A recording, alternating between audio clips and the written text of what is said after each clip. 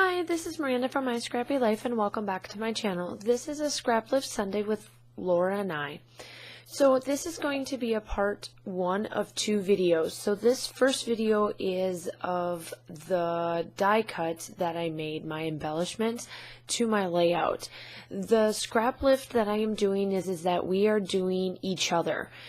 I found a Pinterest that I will link down below in both videos of where I found my inspiration from. And I did not realize that she made her own embellishments until I was talking to her and she said, yeah, I've got my own embellishments, let me get you the YouTube channel.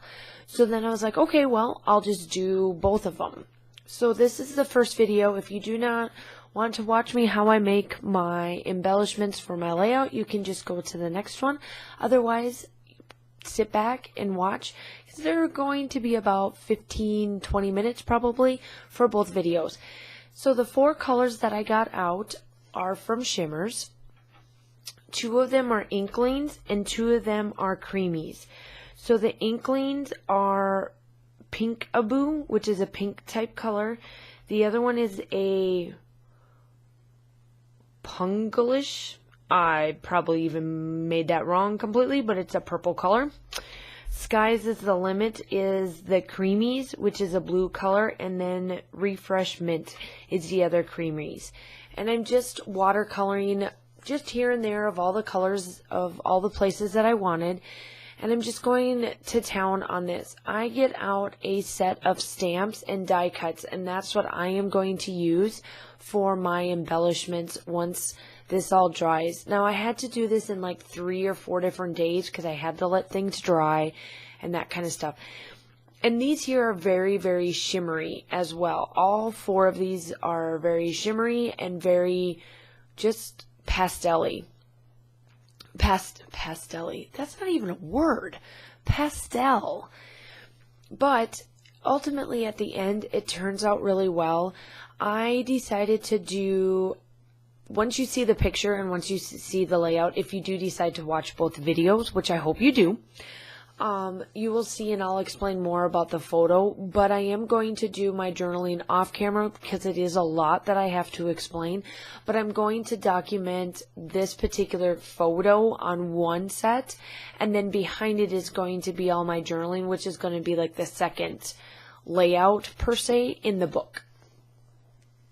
So this is the second day or the second time, and the stamp set that I am using is discontinued through Stampin' Up, but it came with where you had to purchase the stamp and then you could purchase the die cut if you wanted to, and that's what I did. I have both sets, and it's the Climbing Orchard. I can't talk tonight, so I'm sorry. Orchards. And what I'm doing there is that I'm just stamping with my archival ink from Close to My Heart the process of this. And I figured I'd show you all of this on camera because I don't show you all of the die cutting part. And here I am, I'm just making sure I'm cleaning up as I go because the archival ink, as you can tell, is getting onto my fingers, and it was frustrating me because I wanted to make sure that these were just perfect. And I should have waited to let the archival black dry a little bit more on this, but as you can see on this photo, or actually on the paper, it's very shimmery. And I'm just going through and I'm cutting everything out with my Cuttlebug that you can get through Close to My Heart. And it's right there. And like I said, I thought that, this would be perfect to put in for you to show you. And there are the pieces. And then I come on, boom, done. And then I do cut out some vellum, which works really well. It tones down just a little bit more on some of my pieces. And then I took a bunch of the leaves that you can use on the back side of this, or you could have stamped on it and also done it, but I just left them blank with the vellum.